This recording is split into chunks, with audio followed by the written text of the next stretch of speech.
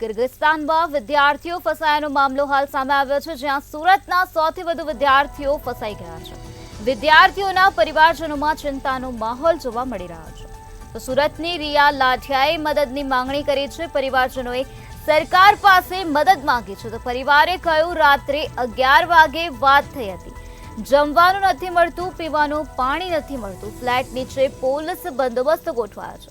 PM મોદીને વિનંતી કે બાળકી પરત આવે તો સુરત સુધી પહોંચવામાં સરકાર મદદ કરે। પ્રફુલ્લ પાનસેરિયાને મદદની બાંહેધરી આપી છે। તો રિયાએ વિડીયો કોલ કરતા પરિવારજનો ભાવુક થઈ ગયા। કિર્ગિસ્તાનમાં વિદ્યાર્થીઓ ફસાયાનો બનાવ હાલ પ્રકાશમાં આવ્યો છે, જ્યાં સુરતના 100 કરતા વધુ વિદ્યાર્થીઓ ત્યાં અટવાઈ ગયા છે, જેના કારણે પરિવારજનોમાં ચિંતાનો માહોલ જોવા મળી રહ્યો છે। પીએમ મોદીને વિનંતી કરવામાં આવે છે કે બાળકી પરત આવે, સુરત સુધી પહોંચવામાં સરકાર મદદ કરે। પ્રફુલ્લ પાનસેરિયાએ મદદની બાંહેધરી આપી છે। તો સુરતની રિયા લાઠિયાએ મદદની માંગણી કરી છે। બસ સરકાર અમારી એક જ માંગ છે, અમારી દીકરીને પરત અહીંયા લાવે એવી અમારી આશા છે કે ભારત સરકાર, અમારી ગવર્મેન્ટ, બીજેપી, મોદીજી લાવે એવી આશના કરી છે। એવો અમારા ભાઈ કુમારભાઈ કાનાણી પણ અમે એને વાત કરીએ છીએ કે ભાઈ અમે દોડીએ છીએ એ માટે તમે થોડોક કરો, તો સીએમને વાત કરે, સીએમ પીએમને વાત કરે તો અમારી દીકરીને ઘરે પહોંચતી કરે, એટલે મારે કહેવાની વિનંતી છે। બસ બીજું હું વધારે નહીં કહી શકું। દાદા વાત થઈ છે રિયા સાથે? ના, રાતે થઈ એ થઈ, પછી અમારી હારી કોઈ વાત થઈ નથી। રિયાએ શું વાત કરી તમારી? બસ રિયાએ કે દાદા આ પ્રોબ્લેમ છે, એ પ્રોબ્લેમ અમને દૂર કરાવો, આપણી સરકાર, ભારત સરકારને કે એવી અમારી વિનંતી છે। આગળ અમે કઈ વધુ કહી શકતા નથી। પ્રફુલભાઈ જોડે તમારી વાત થઈ? શું ના, મારે પ્રફુલભાઈ કોઈ વાત થઈ નથી, પણ દીકરી જોડે થઈ હોય તો મને બહુ ખાસ ખબર નથી, હું બહાર હતો।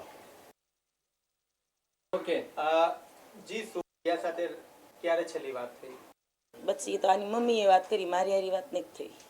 શું માંગ છે તમારી? બસ મારી દીકરીને મારે અહીંયા પહોંચતી કરવી છે, મારી દીકરીને પહોંચતી કરવી છે। એમ મોદી સરકારને એટલી માહિતી કહી છે કે મારી દીકરીને પહોંચતી કરે, બસ અમારી એટલી માંગ છે। કેવી ચિંતા સતાવી રહી છે? દીકરી નથી અને વિદેશમાં ફસાઈ છે, તો પરિવારજનો ને કેટલી આ બાબતને લઈ ચિંતા છે? બધાની ચિંતા જ છે આખા ઘરની કે આ અમારી દીકરી અહીંયા પહોંચતી થાય। પરિસ્થિતિ છે રિયા?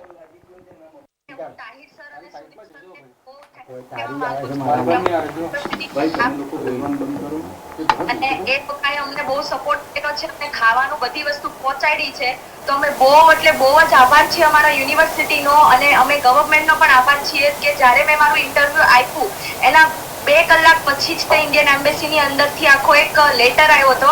એ લેટરમાં લખ્યું હતું કે જેટલા બી ઇન્ડિયન ગુજરાતના સ્ટુડન્ટ્સ છે સેફલી પહોંચી જાય। તો એના લીધેથી હું સુનિલ સર, તાહિર સર અને હું મોસ્ટ વેલકમ છે આપણે વિજયભાઈ માંગુકિયા અને દિયોરા બેન આશીષ દિયોરા છે, જે મારા અંકલ થાય છે, અને ઉર્વશી કહેવામાં આવ્યું છે કે તમે બહાર નહીં જતા અહીંયાથી। એમ્બેસી નું શું કહેવું છે? એમ્બેસી લોકો અમને રિસ્પોન્સ કરે છે, બીકોઝ બહુ બધા સ્ટુડન્ટ્સ કોલ કર્યા કરે છે, તો એના લીધેથી એમ્બેસી છે ને આન્સર નથી આપી શકતી। અમે મેલ્સ પણ કર્યા છે, એ લોકોએ ચેક કર્યા છે, અને અમારી સિક્યોરિટી માટે અત્યારે ઊભા છે, 24/7 અમારી હેલ્પ કરે છે, અત્યારે કરી રહ્યા છે। બિલકુલમાં તમે જ્યાં છો ત્યાં અત્યારે પેલું રશિયા યુક્રેન વાળું છે એની પરિસ્થિતિ છે કે બીજા કોઈ કારણોસર ત્યાં પરિસ્થિતિ બગડેલી છે? રશિયા યુક્રેનના લીધેથી તો નથી બગડી, બટ અહીંયા વાંધો એ હતો કે અરેબિયન અને ક્રિશ્ચન્સ અહીંયા બાંધવાનું થયું તો એ લોકોની વચ્ચે, તો એમાં અમે લોકો પીટાઈ ગયા છીએ। ઇન્ડિયન્સ, પાકિસ્તાની ને બાંગ્લાદેશી છે, એ લોકોને વધારે અત્યારે મારપીટ કરી હતી। નો ડાઉટ મારપીટ ને એવું કર્યું હતું, બટ બીજી વસ્તુ નથી કરી, એવું કઈ હર્ટ નથી કર્યું ખરાબ રીતના કે એવું કઈ નથી। અત્યારે તો અમે સેફ છવી અત્યારે।